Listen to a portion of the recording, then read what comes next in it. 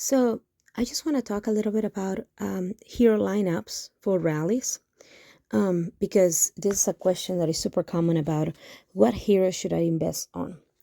And for this specific video, I'm not going to talk about civil heroes, which I would do in a separate video, but I'm going to actually talk about military military heroes with the different type of troops that we have.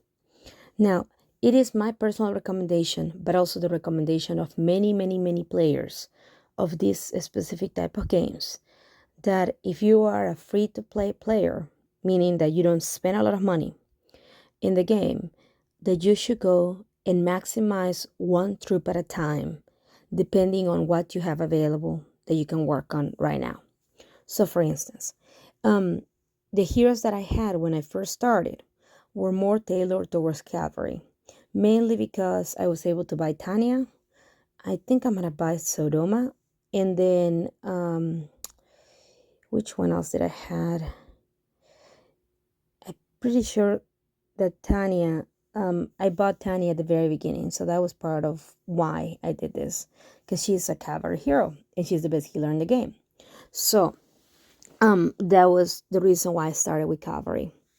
And what I want to show you guys is how to set those up and how to know what heroes actually are worth more when it comes to giving you the best bonuses. Okay, so let's go to any. Oh no, sorry.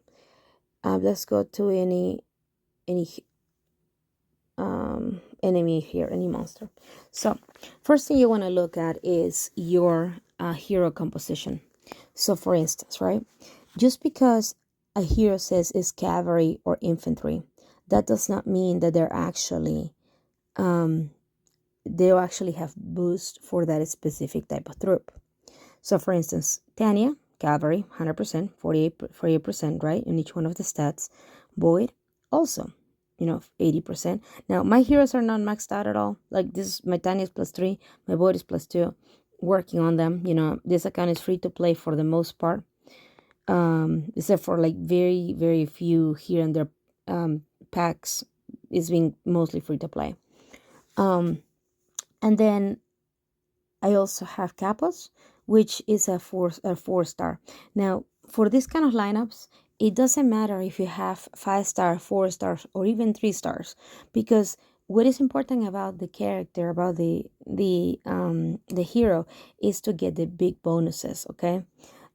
So for instance, some people I heard saying, "Oh well, you can do Totten Head." Now Totten Head is supposed to be an archer hero, but it actually gives you a troop percentage, which is always, troop percentages are always going to be lower, like smaller than a focus, troop type bonuses. So instead of doing Totten Head, which I don't have, which I have a +1, I'm actually going to move down and get Hannah. Now Hannah is a 3-star, and she's maxed out +5, and she gives me 25% on each one of the attributes. Okay, now why do I go with Hannah and not Christina, for instance, right? My Christina is not leveled up, so you won't be able to see it, but she only has 2 cavalry stats, and the third one is actually resource gathering type of skill. So Hannah actually has the 3 of them, and she maxes out of 71. She's very easy to +5, because she's +5. So for right now, I'm getting the best buffs that I can get from her. Okay, now I'm still missing one last hero, and in this case, I'm gonna do Sodoma because she gives me that 12%, 12.8% troop bonus. She's also my 210 hero that I have, and it's +2, and all of these heroes, for the most part, are actually easy to level up. That's the other part of it.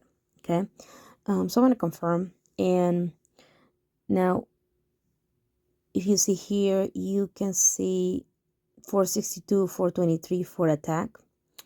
When I put my full March as 107, this is what my march will work for rallies, for basically for rallies, for castle defenses, for events. This is what the rally will look like. So now the cavalry is the one that I have for my main troops, but say I want to do archery instead. Edith, definitely, she's an archer hero. Norris is another archer hero. Let's see, I believe Handsome might be the other one, the 4 stars one. And basically, I would still have to have one of these, or one, or even her. It doesn't matter, because it's just this boost that I want to do for a troop boost. And Dolly would be the other one for that specific type of thing for archer.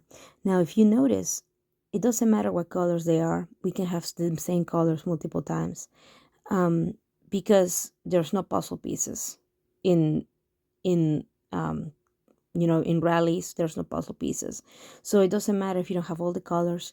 That has nothing to do with anything. The main thing is to look at this table and make sure that you're getting the best percentages for the benefit of the troop that you want to use. Okay. Yeah, and I think that will be. Oh, and one other thing that I want to look into it is also the nursery greenhouse, because if you notice here, the nursery greenhouse, you have the different seeds that are related to the different type of troops, right? So if you notice here, because my main units are cavalry. My cavalry vegetables are actually being leveled up, but the other ones are very, very little or almost nothing. That is just because I'm trying to focus on the ones that I need and trade out the seeds that I don't need for it. So basically the same thing when it comes to my runes and my gear. I leveled up first, and in gear it's not gonna be that much. It's not gonna be possible that much, because you need to have all of the pieces at the same level to be able to ascend and do things like that. But normally, if I were to refine, or if I were to upgrade anything, I would go with the cavalry pieces first. So like defense and HP, cavalry attack, and bring cavalry attack. And there was another one, the shield. So you have the shield, the sword, or the sword, the shield, the helmet, and the ring that are cavalry related. Okay. Obviously it's also mixed with archer, but it doesn't matter, but mostly cavalry related. So I would focus on those ones first, and then on the rest. Now with the runes, though, I usually focus on the cavalry rune as much as possible, because that's what my main troop is right now. I actually need to level up these 2 right here, and I will be able to do the refinement on my run enhancement, because I'm missing 2 level 11 runes that 2 runes that are enhanced to level 11. I have 4 out of 6, so that's these 2 right here that are plus 10. So once I do those 2, then I can go ahead and do this refinement, which is going to give me actually a 10% buff on cavalry HP, which is not that much a difference, but it is something. It's not that useful, but it's something. And the same thing with here, this one right here, I need the refinement crest, so I could totally do this, but I'm not doing it right at this moment, because it's just the troop buffs. It's 2% truth buffs for the amount of crest that I need. It's actually not that good. If I had a lot of crest, I probably would. It just depends on what it is, but I'm not gonna buy them right this moment for this upgrade. So this is just basically the same thing. Maximize your totem, the cavalry totem or archer totem, whichever totem you have first, and then go on with the other ones. And I guess that is all I wanted to show you guys about that. If you have any questions, definitely reach out to me. I'm Ilenka, and I'm in Discord and in the guild as well. Thank you. Bye-bye.